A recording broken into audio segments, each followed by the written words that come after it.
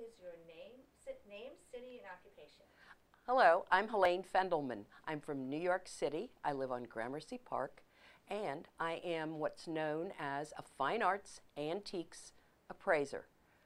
I actually am a generalist appraiser who specializes in estate work, in damage and loss, and in divorce. My mother used to ask me, how is business? And I'd have to say to her, Mom, you may not like this answer, but as long as people are dying, divorcing, and breaking things, I'm absolutely fine. And when I walk into a house, I have to know everything, from the used furniture to the antiques to the Giacomettis to the Leger paintings, and I have to tell them what those things are worth, as well as their used towels, sheets, other kinds of things.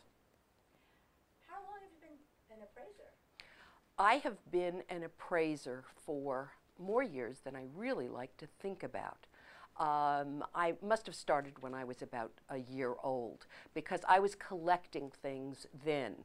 I wasn't telling people what they were worth. That actually started about 35 years ago. I hired an appraiser. My husband and I actually hired the appraiser because we had bought a lot of old things, a 1920s globe on a stand, oak furniture, and we thought they were, oh my goodness, so valuable, but they weren't. Well, maybe today they are, but not then. And he appraised a piece of furniture that we had made as old. And I went, I can do that.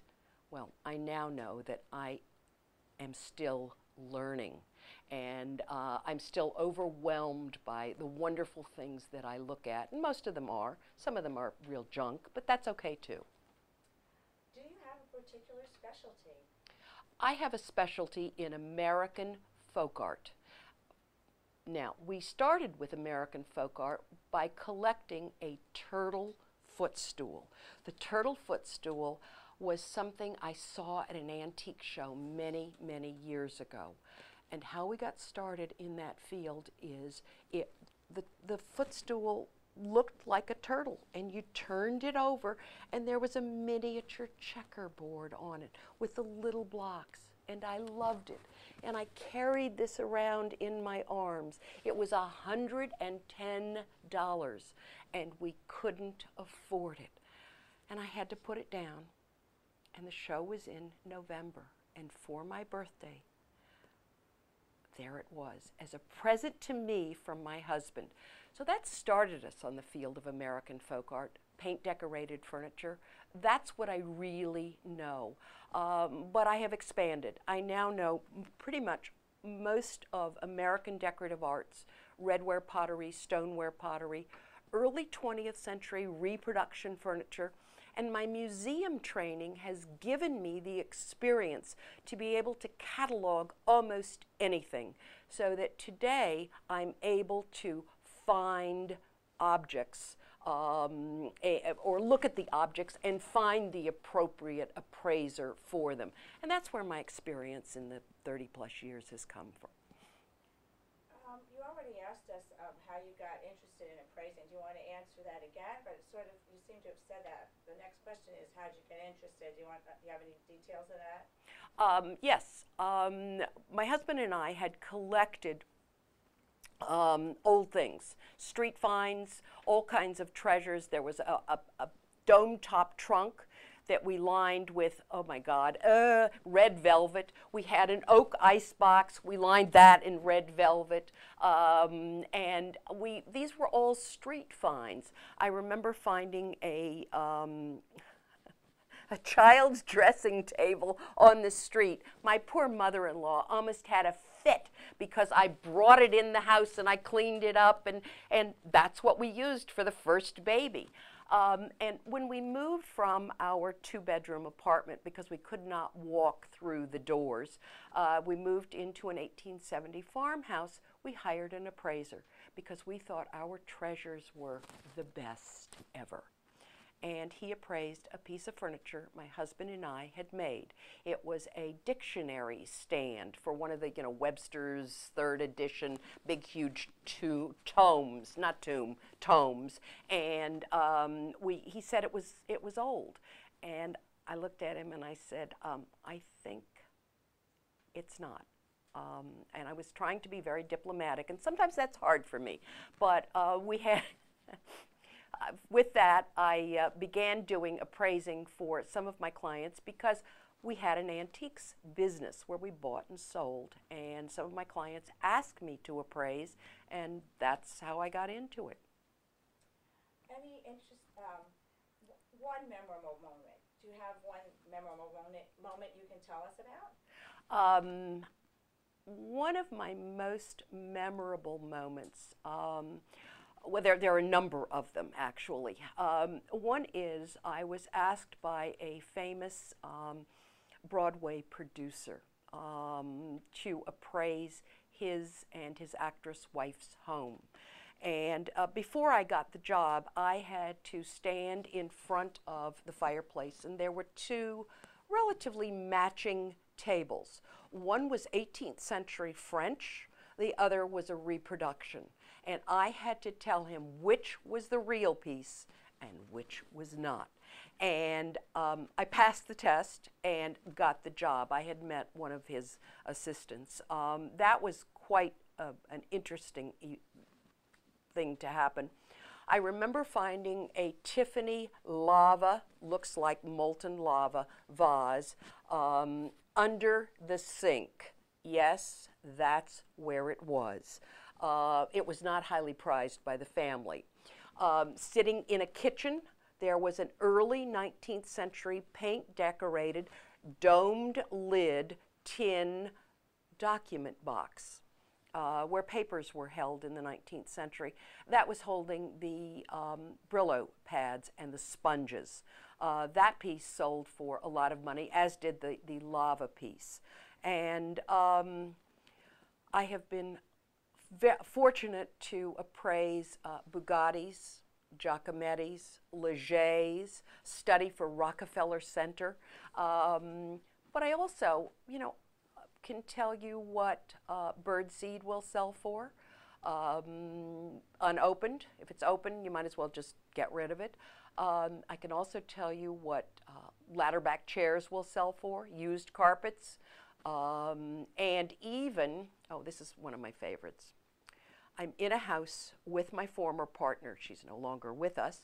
And what I'm doing is I'm cleaning out the closet, and I'm sitting on the floor, and I'm going through things, and there is a marble box. And I'm totally freaked out. And what happened was I said, I can't stand this. This is all creepy. And my partner looks at me, and she says, do you know what you're holding? I was holding the ashes of the owner of the house. That was scary. You mentioned some of your interesting clients. Who is your most interesting client?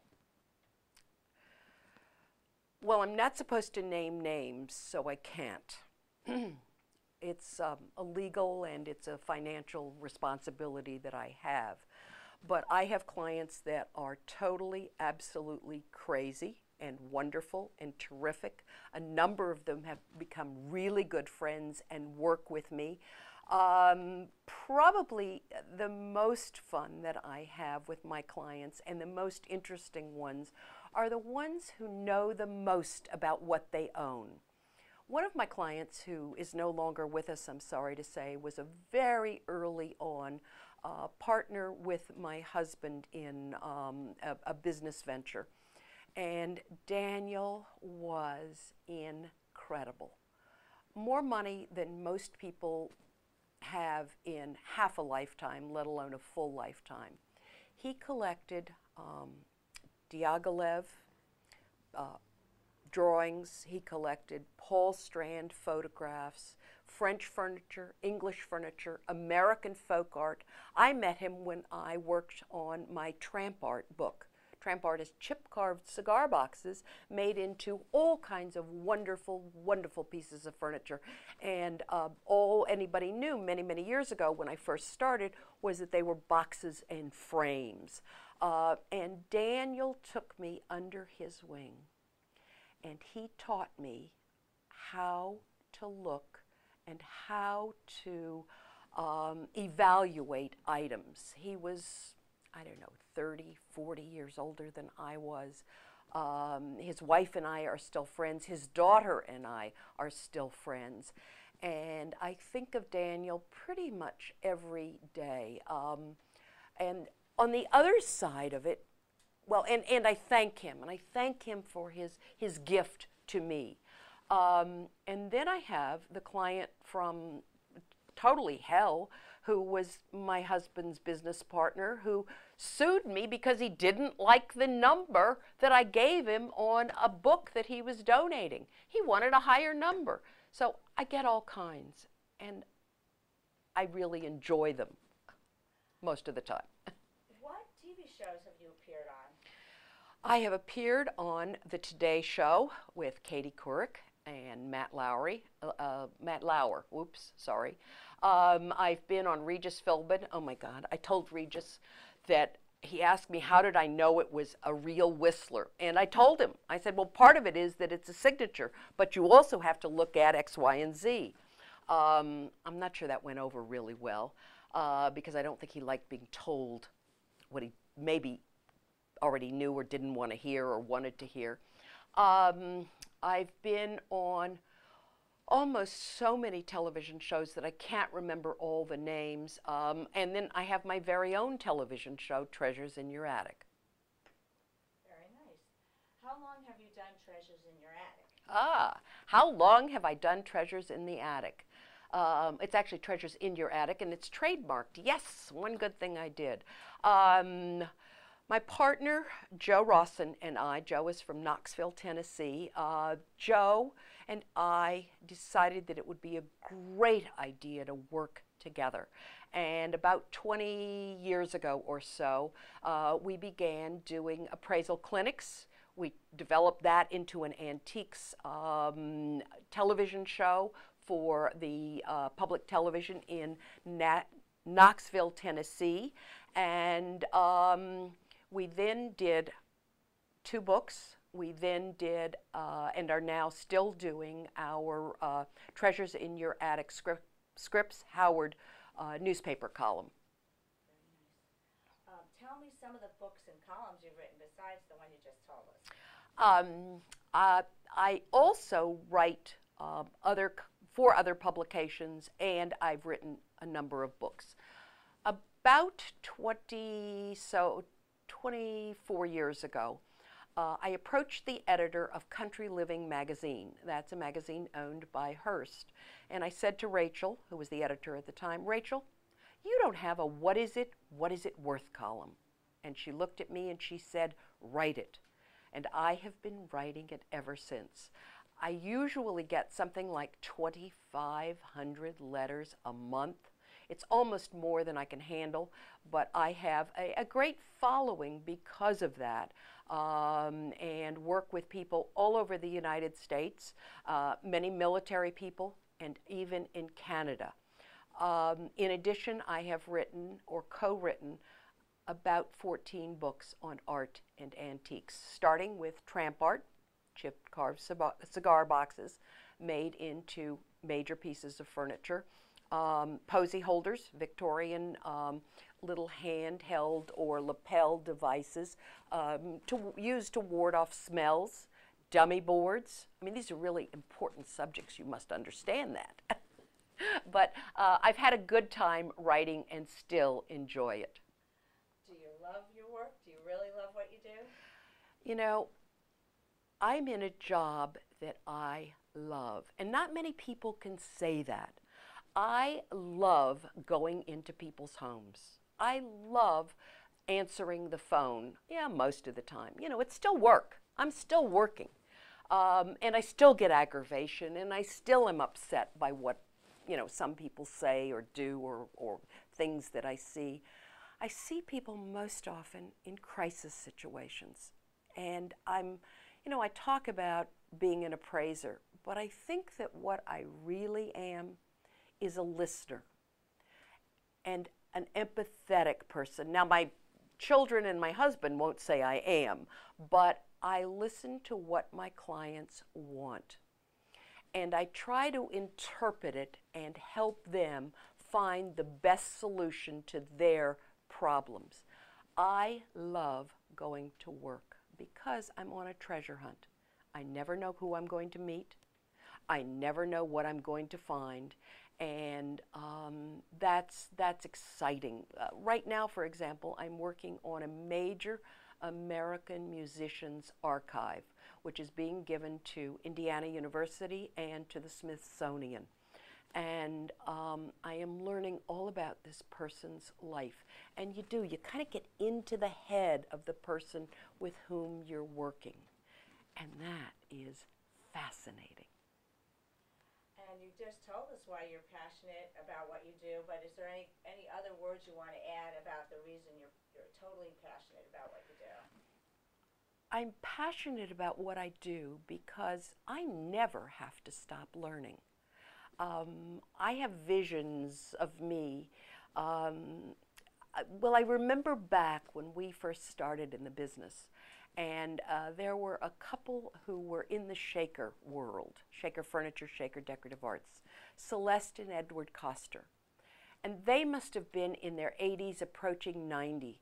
And they were at a flea market in August, using their canes, hobbling, looking for stuff. I never have to stop looking for stuff. I have friends who are in their teens, 20s, 30s, 40s, up through their 90s, who are all passionate about what it is they know. And that's why I love this field. I never have to retire. I'm just going to keep on learning and live long enough to enjoy every day of it.